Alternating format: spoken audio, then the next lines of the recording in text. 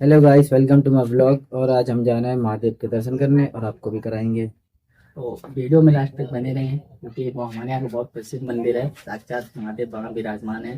तो आपको आज दर्शन कराएंगे। तो ऐसी और इंटरेस्टिंग वीडियो देखने के लिए चैनल को सब्सक्राइब कर लेना, क्योंकि डेली हम हमारे चैनल पे नई नई ऐसी वीडियो आती रहती हैं। तो चैनल को जरूर सब्सक्राइब करें। वीडियो में लास्ट तक बने रहें, आपको दर्शन कराते हैं महादेव। तो गाइस फाइनली हम मंदिर के लिए निकल चुके हैं और अभी हाईवे पर हैं। वीडियो में आगे दिखाते हैं आपको। बहुत से नज़ारे देखने को मिलेंगे आपको रास्ते में। और भाई और हमने व्लॉग वहां से इसलिए कट किया है क्योंकि वहां पे बहुत नॉइज आ रही थी, इसलिए तो हम हाईवे पे आके शूट कर रहे हैं। अब यहाँ से दिखाएंगे आपको रास्ते में तो क्या क्या। चलिए मिलते हैं आगे वीडियो में।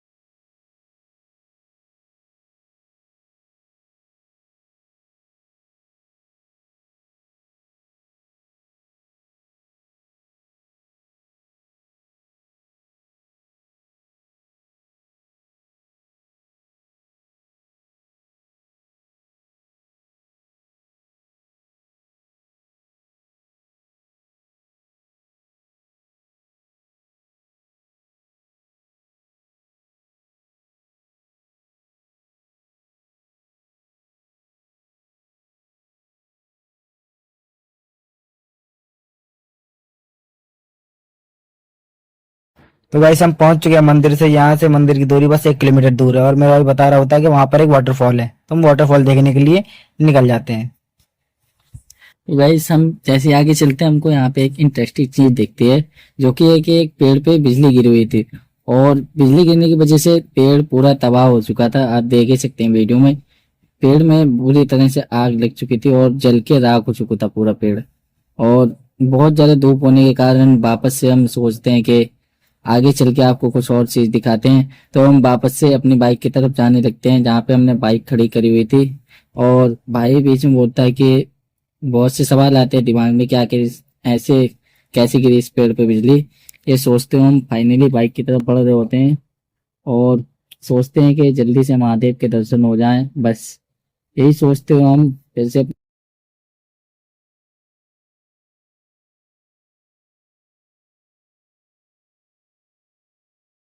तो वैसे हम आगे बढ़ रहे थे और हमें दिखने लगा यहाँ से महादेव जी का डमरू और उनका त्रिशूल। तो हम समझ चुके थे कि मंदिर बस कुछ ही देर दूर है और हम निकलते निकलते वापस आ जाते हैं अपने मंजिल की ओर। तो फाइनली गाइस हम मंदिर के अंदर की तरफ जाने लगते हैं, जहाँ जाकर हम देखते हैं कि आज बहुत सी दुकानें बंद थी। और सबसे पहले हम पहुंच जाते हैं अपनी बाइक की पर्ची कटाने के लिए, जो कि बहुत ज़रूरी है बाइक की सेफ्टी के लिए। और पर्ची कटाने के बाद हम फिर से अंदर की तरफ जाते हैं। और आज बहुत सी दुकानें बंद थी क्योंकि आज शुक्रवार का दिन है। और यहाँ पे आर्य समाज मंदिर भी मौजूद हैं, जो हर जाति के विवाह के लिए बिल्कुल निःशुल्क रहता है। और यहाँ पे आज बहुत ही ज़्यादा कम भीड़ थी, क्योंकि सोमवार के दिन यहाँ पे बहुत ज़्यादा ही भीड़ रहती है, क्योंकि सोमवार जो है महादेव का खास दिन है। और फिर उसके बाद हम पहुंच जाते हैं एक प्रसाद की दुकान पर, जहाँ पे हम अपनी बाइक खड़ी करते हैं। और उसके बाद गाइस मेरा भाई यहाँ पर प्रसाद ले रहा है और प्रसाद लेते ही हम अंदर निकल जाएंगे। और जब तक मेरा भाई प्रसाद ले रहा है तब तक आप चैनल को सब्सक्राइब और वीडियो को लाइक कर दीजिए और बने रहिए वीडियो के एंड तक। और तो गाइस हम लोगों ने प्रसाद ले लिया है और हम बहुत ही ज़्यादा बेचैन थे महादेव के दर्शन करने के लिए। तो फाइनली हम प्रसाद लेके निकल पड़ते हैं।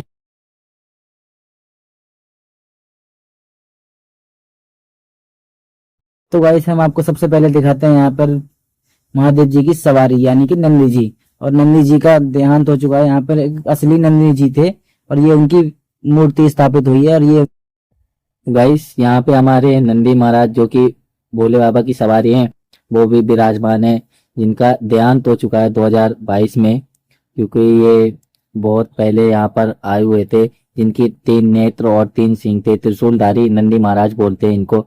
और इनके बारे में पूरी जानकारी यहाँ पे आप देख ही सकते हैं लिखी हुई है, जो कि दर्शाते हैं कि यहाँ साक्षात भोले बाबा प्रकट हैं और विराजमान है। तो चलिए अब अंदर की तरफ चलते हैं और आपको और भी बहुत कुछ दिखाना बाकी है, तो वीडियो में बने रहिए। तो चलिए दिखाते हैं आपको आगे।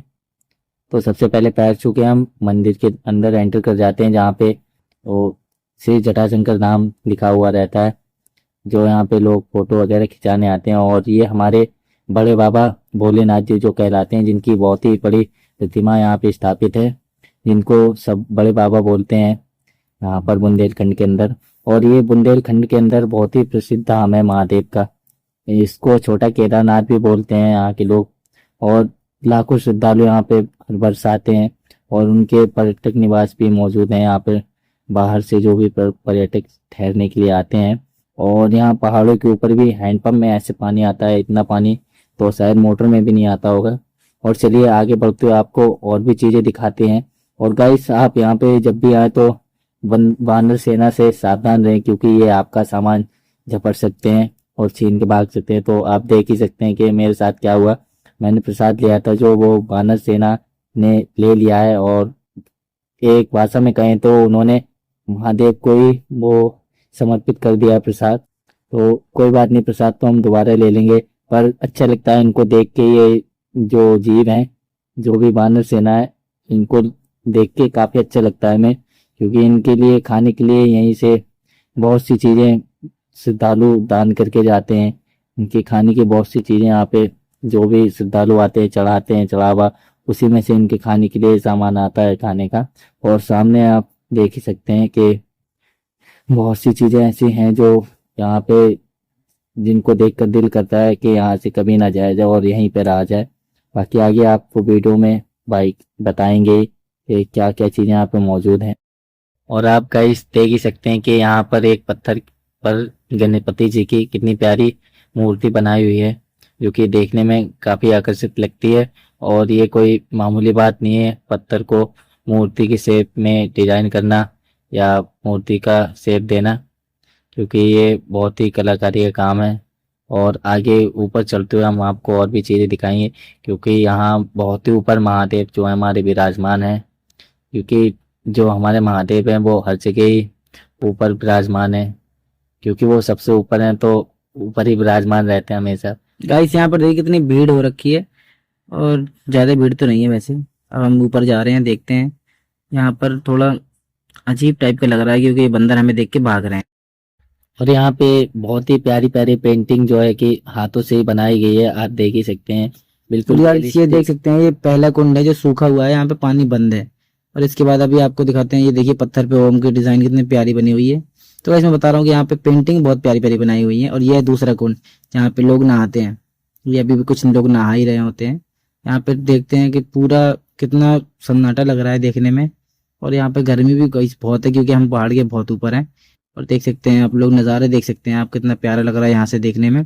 गाइस चलिए बढ़ते हैं आगे की तरफ, क्योंकि महादेव के चरणों में हम पहुंच चुके हैं। तो अभी ये देख सकते हैं महादेव का प्रवेश द्वार, जो कि है मेन गेट है अंदर जाने के लिए। छूकर हम बढ़ते हैं आगे की तरफ। और सबसे पहले हम देखते हैं अखंड ज्योत। ये अखंड ज्योत है, इससे जलती रहती है। ये गाइस कभी बुझती नहीं है, ये हमेशा ही जलती रहती है। यहाँ पर मुंडन वगैरह या फिर कह सकते हैं शादी वादी करवाना, ये सब होता रहता है। सब लोग बैठे हुए भी हैं। तो भाई हम चलते हैं अंदर की तरफ। सबसे पहले देखते हैं, अगर द्वार खुला होगा तो हम पहले स्नान करेंगे। तो गाइस अभी हमें लग रहा है कि द्वार बंद है, तो चलिए पूछते हैं पहले लोगों से कि क्या टाइम है और कब खुलेगा द्वार। भाई सभी पंडित जी से पूछने के बाद हमें पता चलता है कि यहाँ पर कभी 12 बजे खुलेगा। अभी टाइम और लगभग 12 बजे, तो हमें 8 घंटे भी वेट करना पड़ेगा। और तब तक हम आपको दिखाते हैं यहाँ का व्यू। आप देख सकते हैं, थोड़ी देर बाद हम यहाँ पे स्नान करेंगे, तो अभी हम चलते हैं बाहर। भाई हम बाहर की तरफ जाने लगते हैं। छोटा सा बच्चा था, उसको मैंने कैप्चर करने की पहले सोचते हैं कि जाके कुंड में नहाएंगे। वहाँ ज्यादा महिलाएं रहती हैं, तो जाना। तो सबसे पहले हम रात का व्यू आपको दिखा देते हैं। और यहाँ पे जो कि बहुत से जीव हैं जिनको यहाँ पे दाना पानी मिलता है कृपा से। और अब देख ही सकते हैं यहाँ पे बहुत से श्रद्धालु आए हुए हैं, अपनी अपनी मन्नत लेकर सब आते हैं और अपनी मन्नत महादेव पूरी भी करते हैं। तो गाइस सबसे पहले हमें एक चट्टान दिखते जो कि बहुत ही रहस्यमय तरीके से उसके ऊपर पेड़ उगे हुए थे, क्योंकि चट्टान के ऊपर पेड़ लगना कोई मामूली बात नहीं है। तो सबसे पहले आप ये देख सकते हैं और उसके बाद आप ये देखिए कि हम कितने ऊपर हैं। ऐसे लगता है कि जैसे हम बादलों में पहुंच गए हैं और वापस से हमें जाना पड़ेगा नीचे की तरफ। देखते हैं क्योंकि टाइम हो चुका था द्वार खुलने का। तो हम फिर से चलते हैं कुंड की तरफ, जो महादेव के चरणों से जो जल निकल रहा है। और अभी हमें ऊपर जाना पड़ेगा, वहाँ से देखना पड़ेगा कि क्या हो रहा है अंदर। तो चलिए आपको भी दिखाते हैं वहाँ हमें। तो गाइस पंडित जी हमको तिलक लगाने के लिए बोलते हैं, पर हम साफ इनकार कर देते हैं क्योंकि हमने हमने स्नान नहीं किया था और बिना स्नान किए हम इतने पवित्र धाम का तिलक नहीं लगा सकते हैं। तो आप नीचे देख ही सकते हैं सारे द्वार बंद हैं। ये 12:30 बजे खुलेंगे द्वार और आप ये देख सकते हैं। तो गाइस देखिए आप नंदी जी के मुख से कैसे शीतल जल निकल के बाहर आ रहा है, और आज तक इस जल के बारे में किसी को पता नहीं कि जल कहाँ से आ रहा है। तो मेरा भाई अब स्नान कर चुका है और हम अब वो क्लिप ऐड करना भूल गए। तो आप देख सकते हैं मेरा भाई स्नान कर चुका है और अब इसके बाद मेरी बारी है। तो जैसे ये स्नान करके बाहर आएगा उसके बाद मैं स्नान करूंगा। तो ये देखिए आप नंदी जी के मुख से पानी निकल रहा है और इससे स्नान हो रहा है। यहाँ पे सब लोग स्नान इसके नीचे ही करते हैं। स्नान गाइस हल्की फुल्की भीड़ होने के कारण मेरा भाई किनारे खड़ा हुआ था, और उसके बाद जैसे उसको थोड़ा सा मौका मिलता है और वो फिर से स्नान करने की कोशिश करने लगता है। स्नान करते करते तो थोड़ा सा टाइम हो जाता है। उसके बाद अब मैं उसको बोलता हूँ कि भाई अब वापस आके कपड़े पहन ले और मेरे को भी नहाना है। उसके बाद दर्शन भी करने हैं महादेव के। तो गाइस मेरे स्नान करने के तुरंत बाद ही भाई भी स्नान करने के लिए पहुंच जाते हैं। और यहाँ पे पाइप चल रहा था जो कि पंडित जी ने पानी खाली करने के लिए लगा रखा था, जिससे भाई स्नान करने लगता है। फिर भाई चले जाते हैं नंदी के जी की तरफ जहाँ गौमुख से पानी गिर रहा होता है। और वहां पहुंचने के बाद भाई थोड़ा इंतजार करते हैं क्योंकि भीड़ बहुत रहती है यहाँ पे, बहुत से श्रद्धालु आते हैं स्नान करने के लिए। और भाई फिर नंदी महाराज के नीचे खड़े होकर स्नान करने लगते हैं शीतल जल में। और भीड़ यहाँ पे हमेशा ही रहती है क्योंकि ये महादेव का त्रिलोकी महादेव का धाम है, तो हमेशा यहाँ पे भीड़ रहती है। तो बच्चे भी यहाँ पे मौजूद थे, जिसके बाद भाई ने फिर जगह खाली होने के बाद यहाँ पे स्नान किया। फिर मैंने बोला भाई टाइम हो रहा है, तो फिर भाई आते हैं वापस। और वापस से आने के बाद हम पहुंच जाते हैं गर्भगृह की तरफ जहाँ पे महादेव मौजूद हैं। तो सीधे जाते ही यहाँ पे वैसे तो कुछ अलाउ नहीं था फोटो वगैरह खींचना, पर फिर भी पंडित जी से हम बहुत बार बोलने के बाद भी परमिशन ले लेते हैं, जिसके लिए पंडित जी हमें हाँ कर देते हैं।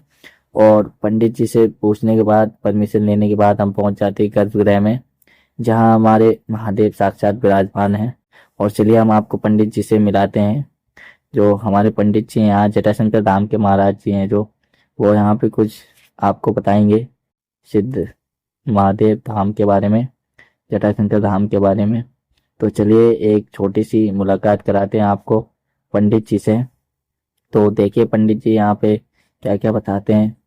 और यहाँ पे गंगा जमुना सरस्वती तीनों नदियाँ भी मौजूद है जो पहाड़ के नीचे से आती हैं। और यहाँ पे बहुत ज़्यादा भीड़ होने के कारण हम वीडियो को शूट नहीं कर पाए क्लिप, क्योंकि श्रद्धालुओं को कोई परेशानी ना हो, इसलिए हम लोगों ने जब जब हमें मौका मिला तब तब वीडियो शूट की। और जैसे ही हमें मौका मिला पंडित जी से मिलने का, तो फाइनली हम पहुंच जाते हैं अंदर की तरफ जहाँ पे बहुत से शिवलिंग मौजूद थे महादेव के। हमारे दोनों तरफ शिवलिंग मौजूद थे हमारे महादेव जी के, आप देख ही सकते हैं वीडियो में। और श्रद्धालु इस पर ही जल चढ़ाते हैं हमेशा। और हम बस इंतजार कर रहे थे लोगों के जाने का, क्योंकि हमें पंडित जी से कुछ पूछना था यहाँ धाम के बारे में।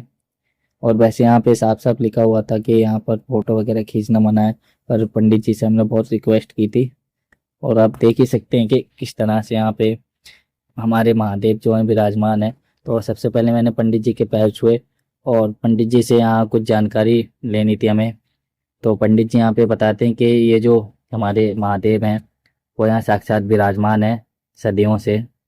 तो वो आप वीडियो में देख सकते हैं। और उसमें माता पार्वती और गणपति महाराज भी विराजमान है। और यहाँ सदियों से ऐसे ही पूजा चलती रहती है। और कहाँ से ये पानी आता है किसी को कुछ नहीं पता। पंडित जी ने हमें गौमुख के बारे में भी बताया कि ये पानी हमेशा 12 महीने ऐसे ही बहता रहता है। और पंडित जी ने बताया कि हमारे यहाँ पे ये जो तीनों नदियाँ हैं गंगा जमुना सरस्वती, जो भी पवित्र नदियाँ मानी जाती हैं इंडिया की, तो वो भी पता नहीं कहाँ से पानी आता है, ये तो आज तक किसी को नहीं पता। तो क्योंकि पंडित जी यहाँ बहुत प्रसिद्ध हैं, बहुत पहले से यहाँ पे हैं, तो ज़रूरी था उनसे एक बार जानकारी लेना।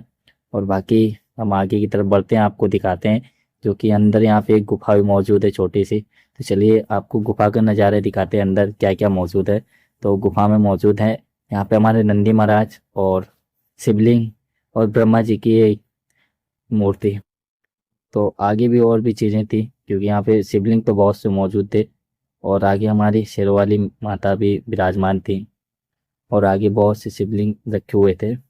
तो क्योंकि यहाँ जाने के बाद ऐसे लगता है कि हम जन्नत में आ चुके हैं, तो मेरा दिल ही नहीं कर रहा था बाहर जाने का।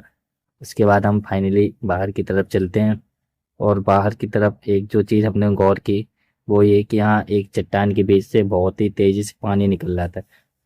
हम लोगों ने पंडित जी से इस चीज़ के बारे में बात की, जिसको उन्होंने साफ मना कर दिया कि यहाँ आज तक साइंटिस्ट भी नहीं पता लगा पाए कि ये पानी कहाँ से आ रहा है। बाकी फिर भाई ने थोड़ी बात की इसके बारे में, क्योंकि यहाँ पे लोग बोलते हैं कि गंगा मैया विराजमान है साक्षात, क्योंकि ये पानी कभी नहीं रुकता है। और ऊपर गौमुख से आप देख ही सकते हैं कि इस तरह से पानी हमेशा बहता रहता है। और एक बार आप भी जरूर तो जैसा कि गाइस हमने बोला था कि हम छोटे केदारनाथ के आपको भी दर्शन कराएंगे, तो हमने दर्शन पूरे करा दिए हैं, और बाकी मेरा भाई बताएगा आपको इसके बारे में। गाइस अगर आप लोगों ने भी महादेव के दर्शन कर लिए हैं तो एक बार चैनल को जरूर सब्सक्राइब करके जाएं, और महादेव आपको और आपकी फैमिली को हमेशा खुश रखे। और अगर भी आप भी गणेश धाम के दर्शन करना चाहते हैं तो एक बार कमेंट जरूर करें, हम आपको यहाँ के लोगों को शेयर करेंगे। और ऐसी और वीडियो देखने के लिए हमारे साथ जुड़े रहें, चैनल को सब्सक्राइब करें और अपने तमाम दोस्तों में वीडियो शेयर करें, और वीडियो को लाइक करना ना भूलें। मिलते हैं अगले ब्लॉग में। हर हर महादेव, जय श्री शंभू।